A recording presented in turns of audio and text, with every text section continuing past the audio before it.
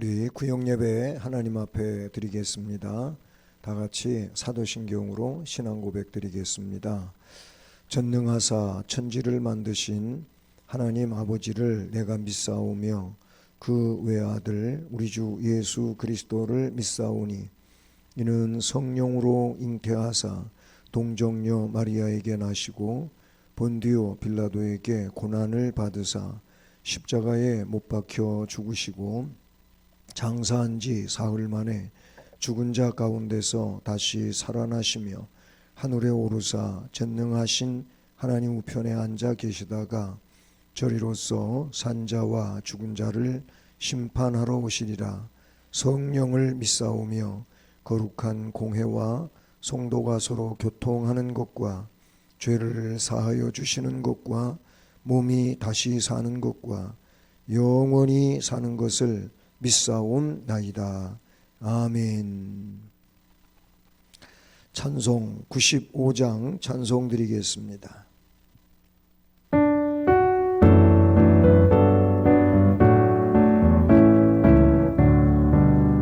나의 기쁨 나의 소망 되시며 나의 생명이 되신 주 만나 불러서 찬송을 드려도 늘 아실하고 우릴세. 나의 사모하는 선한 목자는 어느 꽃다운 동산에 양의 무리와 늘 함께 가셔서 기쁨을 감게 하실까. 길도 없이 거친 넓은 들에서 갈 길 못 찾아 애쓰며 이리저리로 헤매는 내 모양 저 원수 조롱하도다. 주의 자비롭고 화평한 얼굴 모든 천사도 안기며 주의 놀라운 진리의 말씀에 정지가 와닿아도다. 주의 진정 사모하는 예수님 음성조차도 안 갖고 나의 생명과 나의 참 소망은 오직 주 예수 뿐일세. 아멘. 기도드리겠습니다. 우리의 소망이 되어주시고 생명이신 우리 주님, 그 주님께 찬송과 영광을 올려드립니다. 이 시간도 우리를 통하여 영광을 받으시옵소서. 무엇보다도 우리의 심령들이 이 귀한 시간에 오직 하나님의 은혜를 받는 복스러운 시간이 될 수 있도록 은혜 주시옵기를 간절히 빌고 원합니다. 하나님 아버지, 우리는 세상을 살 때 연약하고 부족함이 많이 있었습니다. 이 시간도 긍휼히 여겨주시고 오로지 주님의 은혜로 새롭게 해주시옵기를 간절히 빌고 원합니다. 어느덧 이해의 끝자락에 이렇게 이르게 되었습니다. 그간 1년 동안도 주의 은혜로 살아왔음을 고백드립니다. 감사드립니다. 또한 새해에도 오직 주님의 은혜로 더욱 충만한 삶을 살아갈 수 있도록 역사하여 주시옵소서. 이 시간도 말씀을 통하여 주의 은혜를 깨닫는 복된 시간이 되게 하옵소서. 예수 그리스도의 이름으로 기도드립니다. 아멘. 오늘 말씀은 구약성경 미가서 5장 2절로 9절 말씀입니다. 구약성경 1294쪽입니다. 미가 5장 2절부터 9절까지 말씀을 우리 함께 봉독하시겠습니다. 베들레헴 에브라다야, 너는 유다 족속 중에 작을지라도 이스라엘을 다스릴 자가 내게로 나올 것이라. 그의 근본은 상고의 영원에 있느니라. 그러므로 여인이 해산하기까지 그들을 붙여두시겠고, 그 후에는 그의 형제 가운데에 남은 자가 이스라엘 자손에게로 돌아오리니, 그가 여호와의 능력과 그의 하나님 여호와의 이름의 위엄을 의지하고 서서 목축하니 그들이 거주할 것이라. 이제 그가 창대하여 땅끝까지 미치리라. 이 사람은 평강이 될 것이라. 아수르 사람이 우리 땅에 들어와서 우리 궁들을 밟을 때에는 우리가 7 목자와 8 군왕을 일으켜 그를 치리니, 그들이 칼로 아수르 땅을 황폐하게 하며 니므롯 땅 어귀를 황폐하게 하리라. 아수르 사람이 우리 땅에 들어와서 우리 지경을 밟을 때에는 그가 우리를 그에게서 건져내리라. 야곱의 남은 자는 많은 백성 가운데 있으리니, 그들은 여호와께로부터 내리는 이슬 같고 풀 위에 내리는 단비 같아서 사람을 기다리지 아니하며 인생을 기다리지 아니할 것이며, 야곱의 남은 자는 여러 나라 가운데와 많은 백성 가운데에 있으리니, 그들은 수풀의 짐승들 중에 사자 같고 양떼 중에 젊은 사자 같아서 만일 그가 지나간즉 밟고 찢으리니 능히 구원할 자가 없을 것이라. 내 손이 내 대적들 위에 들려서 내 모든 원수를 진멸하기를 바라노라. 아멘. 오늘은 이 말씀을 통해서 창대하여 땅끝까지 미치리라, 이런 제목으로 말씀을 생각해 볼 텐데요. 이 말씀 제목은 바로 그리스도를 통해서 이 땅 위에 이루어지는 하나님의 나라의 그 확장과 또 궁극적으로는 영원에 이어지는 그 내용에 대한 말씀인 것을 먼저 기억할 수 있기를 바랍니다. 근데 오늘 이 미가서 5장은요, 복음을 막론하고 아주 매우 중요한 장 가운데, 성경에 많은 장들이 있잖아요. 근데 그런 말씀들 가운데 또 아주 중요한, 빼놓을 수 없는 그런 장인 것을 우리가 이 말씀 속에서 알게 됩니다. 왜냐하면 예수 그리스도의 탄생에 관한 예언이 본문에 기록되어지고 있고, 그 탄생과 더불어 그분이, 즉 예수 그리스도가 이 땅 위에서 통치하게 될 때 이 땅에 어떤 일이 일어나는지에 대한 말씀들이 잘 기록되어져 있기 때문이죠. 본문은 1차적으로는 당시 이스라엘 백성을 괴롭히던 아수르를 멸망을 시킬 것이라고 하는 아주 희망적 예언이죠. 압제자를 이제 무너뜨리는 이런 하나님의 은혜에 대한 말씀이고요.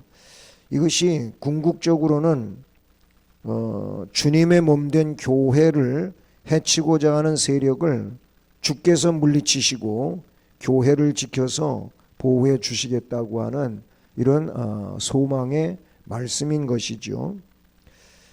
하나님은 이 일을 평강과 승리의 왕 예수 그리스도를 통해서 이루신다고 하는 것이 오늘의 예언적 말씀이고 또 성경에 폭넓게 그렇게 말씀하고 있는 내용들이죠.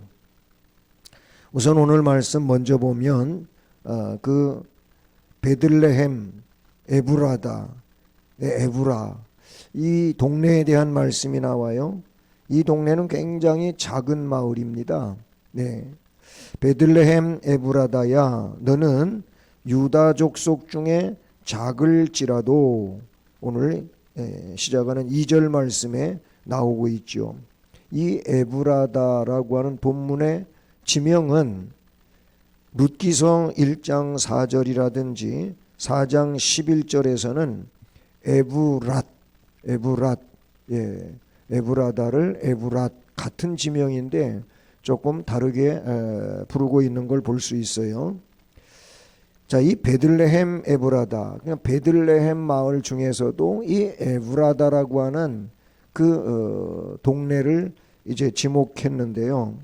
베들레헴은 예루살렘 남쪽 약 7km 지점에 위치한 그런 마을인데요. 예수님 혈통 보아스의 고향, 룻기서 2장 3, 4절을 보면 나오지요. 예, 그 보아스의 고향이지요. 또 다윗이 첫 번째 기름을 받았던 곳이 바로 이 베들레헴으로 성경에 나타나고 있어요.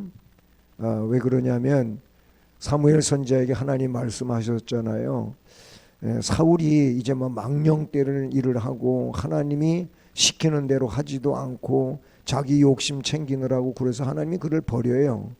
그래서 사울을 버리는과 동시에 선지자 사무엘에게 그 기름 뿔병에 기름을 채워 가지고 저 이세, 즉 이 베들레헴에 가서 이세의 아들들 중에 하나를 내가 선택했으니까 그에게 기름을 부으라 그래요. 그때 첫 번째 소년 때 기름 부음 받은 곳이 바로 이 베들레헴이란 말이죠. 그것이 사무엘상 16장에 잘 나타나 있어요. 또 누가복음 2장 4절에도 나타나는 내용이죠. 이 베들레헴은 유다 성읍 가운데 아주 열거되지 못할 정도로 작고 보잘것없는 그런 성읍이었죠. 예수님은 굉장히 낮은 자리에 오셨어요. 이 베들레헴 동네 자체가 알려지지 않는 그렇게 아주 작은 동네인데 요한복음 1장 46절에서 거기 이제 이 예수님이 조금 무시되어지는 얘기가 나와요. 나다나엘이 나사렛에서 무슨 선한 것이 날 수 있느냐. 지금 물론 베들레헴과는 다른 지역이지만 결국 예수님을 두고 하는 얘기죠. 예수님은 머리 둘 곳이 없으셨다고 본인이 친히 얘기를 했고요.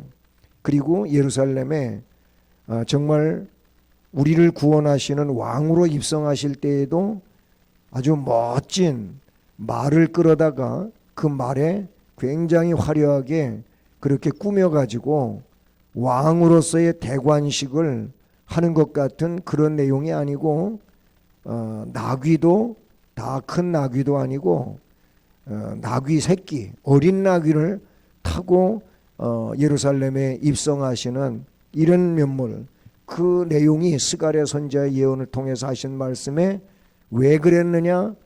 겸손하기 때문에 그랬었다고 말씀해 주는 걸 봐요. 그러나 본문의 말씀에서도 나타내 주시지 4절에 이제 그가 창대하여 땅끝까지 미치리라 라고 그렇게 말씀하고 있어요. 변질되고 사치한 도시, 퇴색해버린 종교의식에나 연연하는 거대한 도시 예루살렘을 무색하게 할 것이다. 베들레헴에서 태어나신 예수를 통해서 그런 놀라운 역사가 이루어지기 때문에 베들레헴도 예수님과 더불어서 같이 위대해진다, 이렇게 볼 수 있는 거죠. 예, 그 예루살렘에 갔었을 때 베들레헴에도 갔었거든요. 예, 거기 가면은 예수님 탄생 교회, 기념교회가 있어요. 탄생 기념교회가 있고, 그 기념교회는 그 특징이 또 하나 있더라고요. 그 교회 예배당이 지어진 이후에 거기 많은 전쟁이 거쳐갔거든요. 그래서 적군이 쳐들어오지 못하게 하려고 그 예배당으로 들어가는 문을, 아주 옛날엔 큰 문이었었는데 그 문을 조그맣게 만들었어요. 그래서 마치 성경에 나오는 좁은 문 들어가라고 하는 것처럼 그 문으로 들어갈 때에는 저 같은 작은 체구도 머리를 숙이고 이래고 들어가야 돼요. 어쨌든 거기 예수님 탄생 교회가 있고요. 그 교회에 밑에 지하 같은 데로 내려가면 거기에 이 다윗의 별이 거기가 탄생 장소라고 해서 그렇게 만들어 놓은 곳이죠. 그 예배당 들어갔다가 나와가지고 바로 그 목동들이 목축했다고 하는, 왜 그 성탄절에 우리가 그런 얘기 많이 하잖아요. 목자들이 예수님 와서 찾아와서 경배하고 그랬는데 그 목자들이 있었던 들판, 그 들판을 이렇게 쫙 내려다볼 수 있는 나지막한 산에 올라가 가지고 그 광경을 이렇게 보았거든요. 그 산에는 그 곡식 창고들이 여기저기 이렇게 토굴같이 만들어져서 그렇게 만들어져 있는 것도 보고 그랬는데, 거기서 성탄 찬송을 갔던 일행이 같이 불렀던 기억이 또 새롭게 떠오르네요. 성탄 찬송 부르면서 들녘을 바라볼 때 그 마치 목자들이 목동하던 그 모습이 이렇게 눈에 아련히 떠오르면서 그때가 이렇게 어렴풋이 생각되어지는 듯한 성경의 말씀들이 머리를 스쳐갔었습니다. 그런 곳이 정말 예수님 때문에 굉장한 도시로 다시 만들어지고 하는 내용을 우리가 볼 수가 있었어요. 예수 그리스도는 가장 낮은 곳에 임하셨지요. 첫 아들을 낳아 강보로 싸서 구유에 누웠으니 이는 여관에 있을 곳이 없음이로라. 여관에도 들어가지 못하고 그 출산할 장소가 없었어요. 그런데 마구간에서 결국 출산을 하게 되고 이러잖아요. 굉장히 낮은 자리를 의미해요.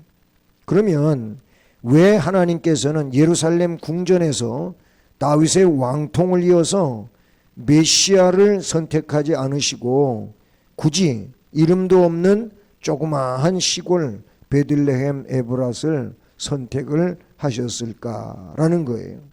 그 이유는 베들레헴에서 탄생할 새로운 통치자는 기존의 예루살렘의 통치자들처럼 백성들을 억압을 한다든지 착취를 한다든지 그냥 사람들을 멸망으로 몰아넣는 이런 통치자가 아니라는 거예요.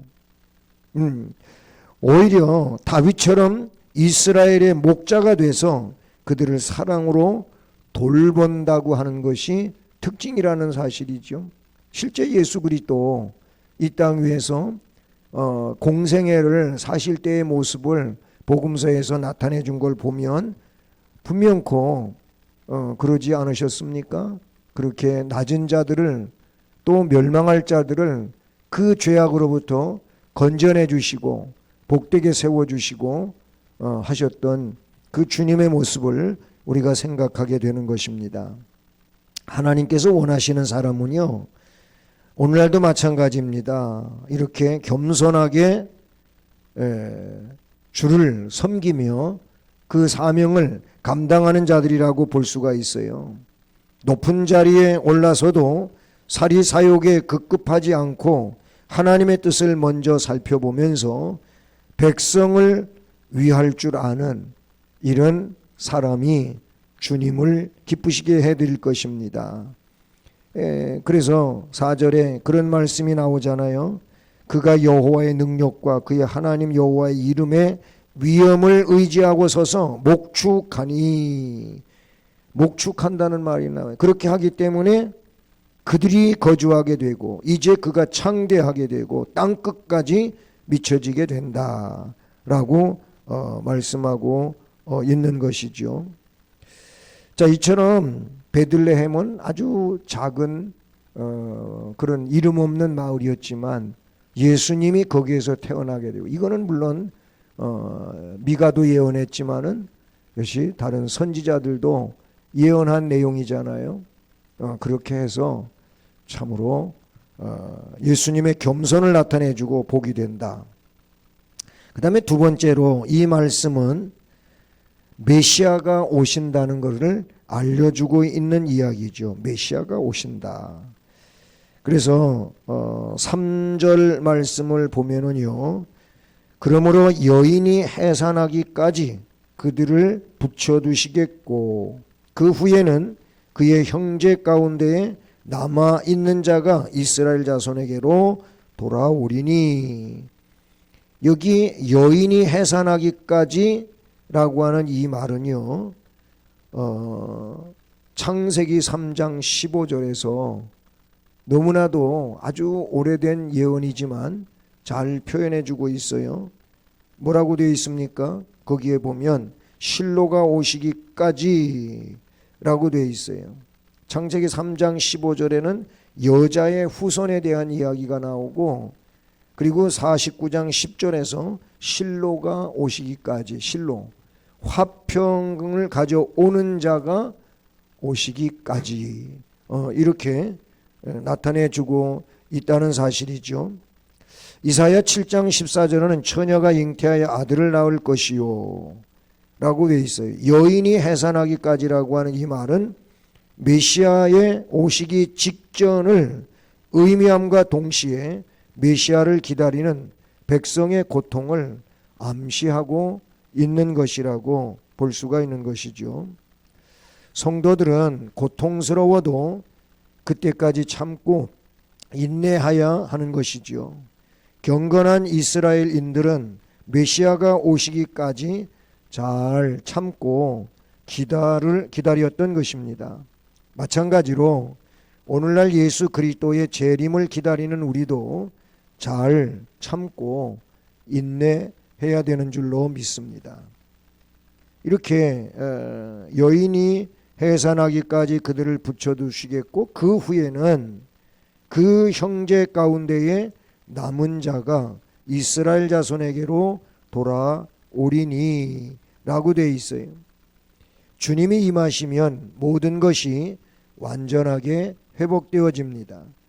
순수 신앙으로 온전한 하나님 나라의 백성으로 병든 육체까지도 온전하게 회복시키는 것이 주님의 오심과 더불어 이루어지는 겁니다. 그리고 나서 이 나라가 땅 끝까지 창대하게 미친다 라고 말씀하고 있어요. 이거는 복음이 온 세상에 전파되어질 것을 말씀하고 있는 내용이지요. 근데 메시아가 오시는데 메시아가 누구십니까? 본문에서는 그분은 평강과 승리의 왕 예수 그리스도라고 말씀해 줍니다. 5절로 6절 말씀을 보십시오. 여기 보면 이 사람은 평강이 될 것이라. 아수르 사람이 우리 땅에 들어와서 우리 궁들을 밟을 때에는 우리가 7목자 8군왕을 일으켜 그를 치리니 그들이 칼로 아수르 땅을 황폐하게 하며 니므로 땅 어귀를 황폐하게 하리라. 아수르 사람이 우리 땅에 들어와서 우리 지경을 밟을 때에는 그가 우리를 그에게서 건져내리라. 아멘. 자, 이 말씀이 뭘 설명하는 것 같습니까? 평강에 그 사람은 평강이 될 것이라고 했고요. 결국 아수르는 유다 나라 이스라엘 사람들의 적이지요. 적군이란 말이에요. 한때는 이 아수르에게 결국 침략을 당하기도 하고, 북왕국 같은 경우에는 아수르에게 멸망하고 그리고 포로가 되어 끌려가기도 하고 뭐 이랬던 나라 아닙니까? 그런데 이 말씀에 아수르 사람이 우리 땅에 들어와서 우리 궁들을 밟을 때 7 목자와 8 군왕을 일으켜서 그들을 친다. 그래서 그들이 칼로 아수르 땅을 황폐하게 하고 니므로 땅 오기를 황폐하게 하리라. 결국 이 말씀은 우리 주님께서 적으로부터 건져내 주시겠다고는 그런 내용이죠. 이것이 소극적인 것이라면 적극적으로는 뭘 이야기합니까? 결국 그리스도께서 그 하늘의 권세를 가지고 모든 위험과 재난을 제거해 주시고 그 10년 가운데 평강을 허락하실 것을 말씀하고 있는 내용이라고 봅니다. 그러면 하나님이 보호해 주시는 사람들은 어떤 사람들입니까?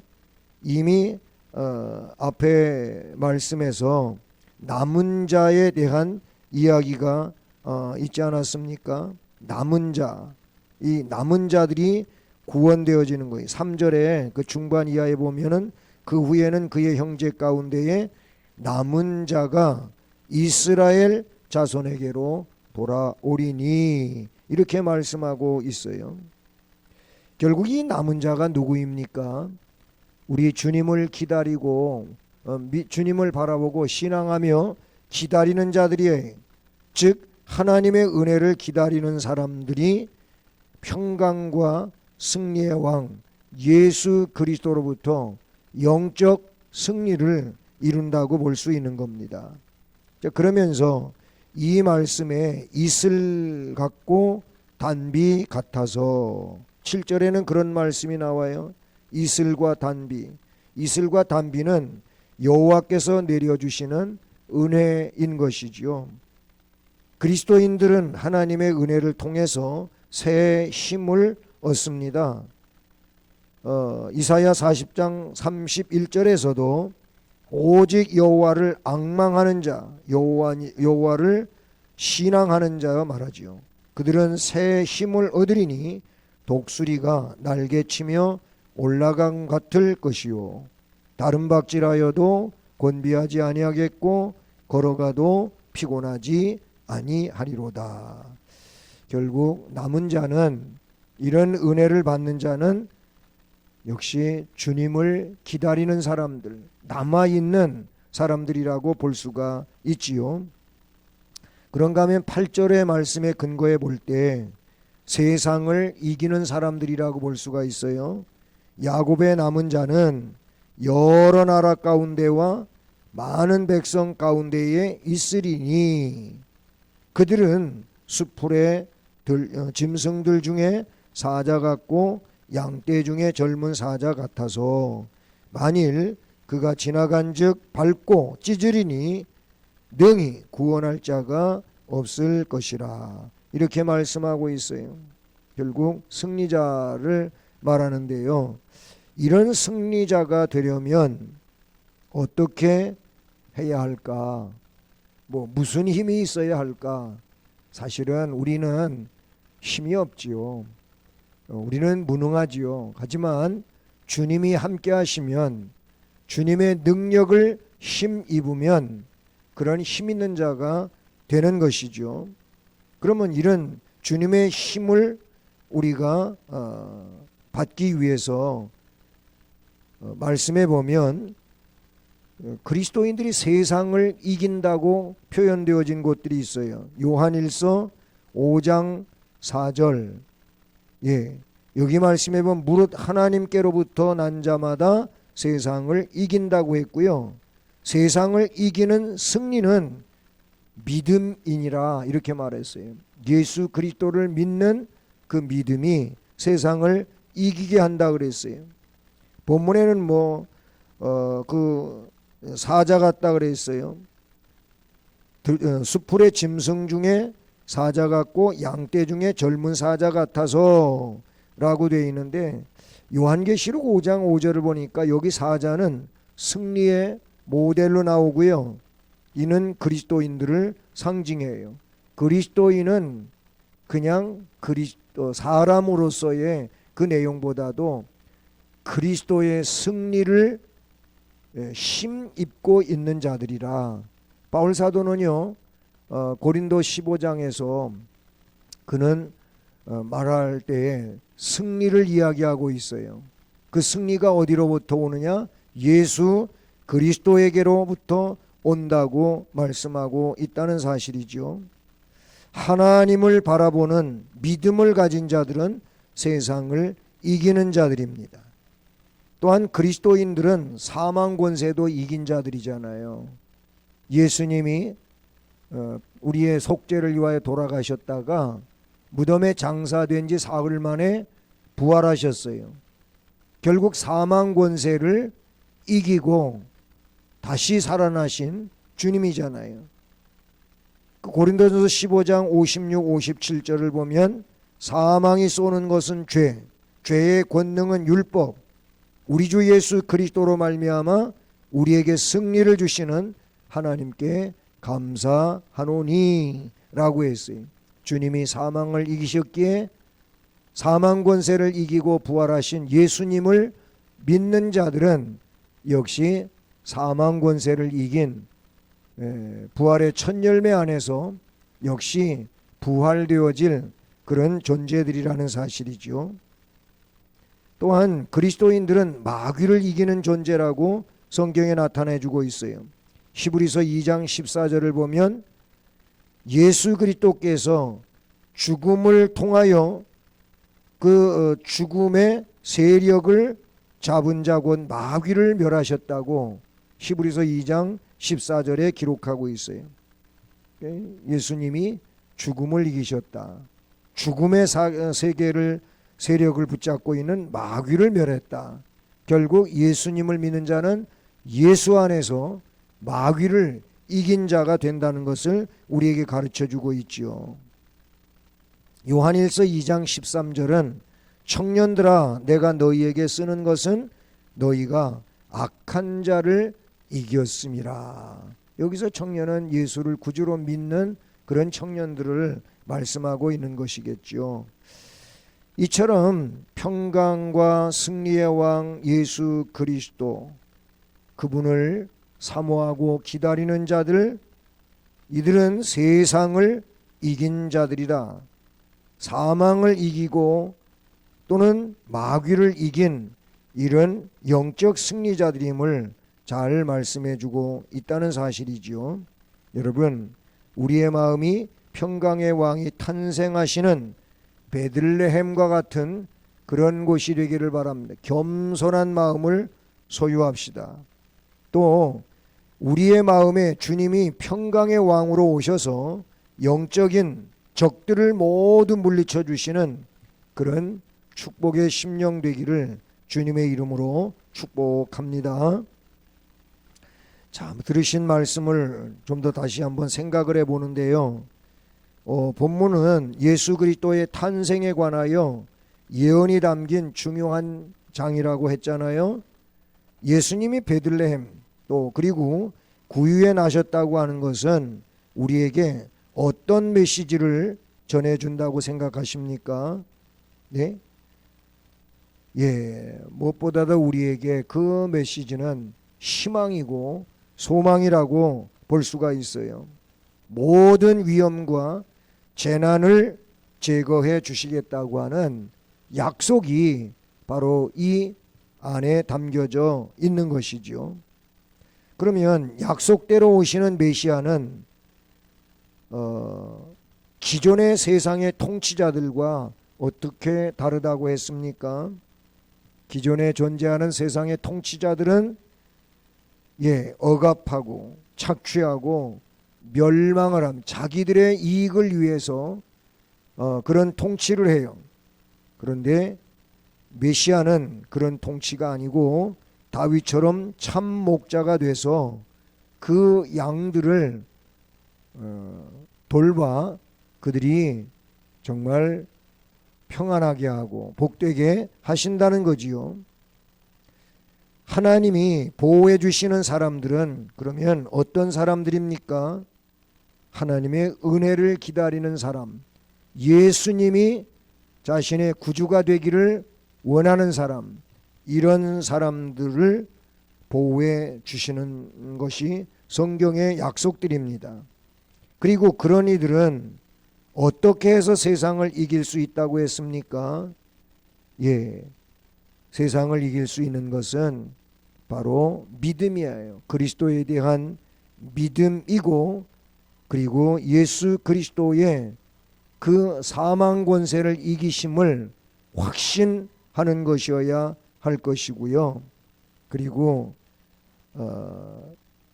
그 마귀를 이기는 자는 오직 주님의 죽으심을 나를 위한 죽으심으로 그렇게 인정하고 결국 그 그리스도의 은총 안에 살아가는 것이라고 볼 수가 있겠습니다. 주님 승리가 곧 나의 승리임을 기억하는 이런 믿음이 승리자가 되게 하는 것인 줄로 믿습니다. 우리 모두 이런 은혜 안에서 또 성탄절을 잘 보내고 또 새해를 맞이하는 은혜가 함께하기를 주님의 이름으로 축복합니다. 기도하겠습니다. 하나님 아버지, 감사합니다. 정말로 우리의 구원의 주로 예수 그리스도께서 유대 땅 베들레헴 에브라다라는 그 작은 동네에서 태어나셨습니다. 그리고 구주가 되시고 우리의 영원한 영생의 문제를 해결해 주셨습니다. 감사를 드립니다. 이 구원자로 이 땅에 오신 예수 그리스도를 구원의 주로 믿을 수 있도록 믿음을 선물로 주셔서 감사를 드립니다. 이 믿음이 더 확신하는 아주 큰 믿음으로 우리의 믿음이 발전되게 해주시옵시고, 무엇보다도 날 위하여 속죄의 피를 흘리신 주님, 사망 권세를 이기시고 영생의 생명으로 부활하신 예수님을 믿고 심판주로 다시 오실 그 주님을 항상 기다리는 믿음으로 우리의 주어진 삶의 내용들을 은혜로 살아갈 수 있는 우리 모두가 되게 하옵소서. 이번 성탄절에도 이와 같은 기쁨을 가지고 주님을 찬송하고 영광 돌리는 성탄절이 될 수 있도록 은혜 주시옵소서. 예수 그리스도의 이름으로 기도드립니다. 아멘. 네, 찬송 84장 찬송 드립니다.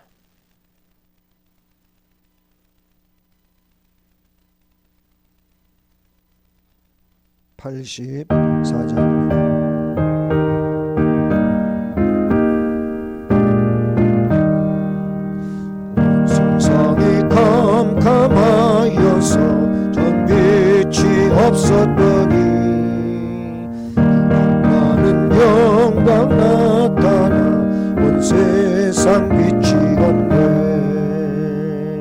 영광 영광의 주,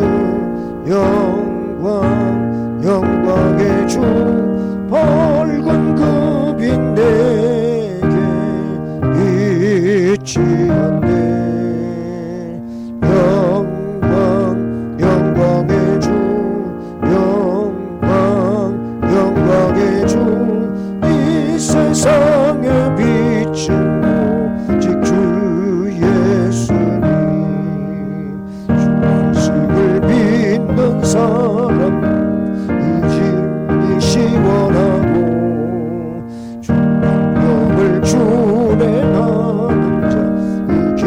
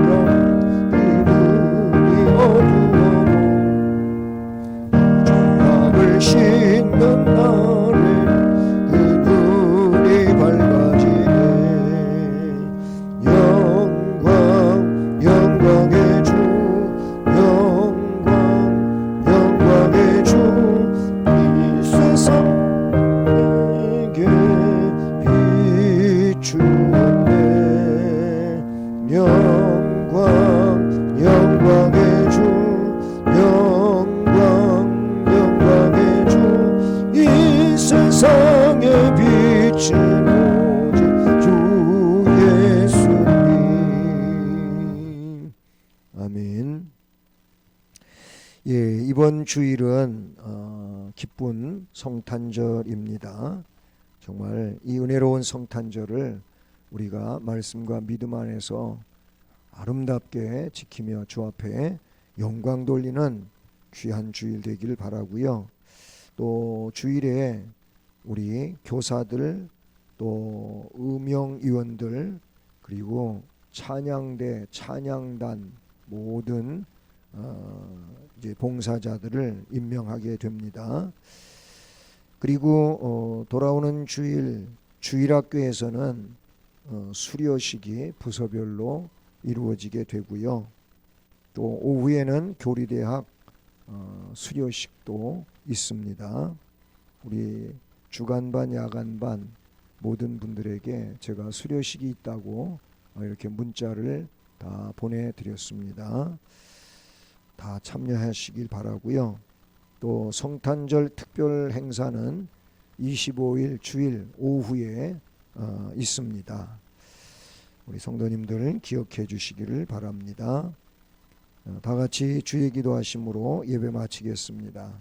하늘에 계신 우리 아버지여, 이름이 거룩히 여김을 받으시오며 나라에 임하시오며 뜻이 하늘에서 이루어진 것 같이 땅에서도 이루어지이다. 오늘날 우리에게 일용할 양식을 주옵시고 우리가 우리에게 죄 지은 자를 사하여 준 것 같이 우리의 죄를 사하여 주옵시고 우리를 시험에 들게 하지 마옵시고 다만 악에서 구하옵소서. 대개 나라와 권세와 영광이 아버지께 영원히 있사옵나이다. 아멘. 아멘. 예, 예배 마쳤습니다. 감사합니다.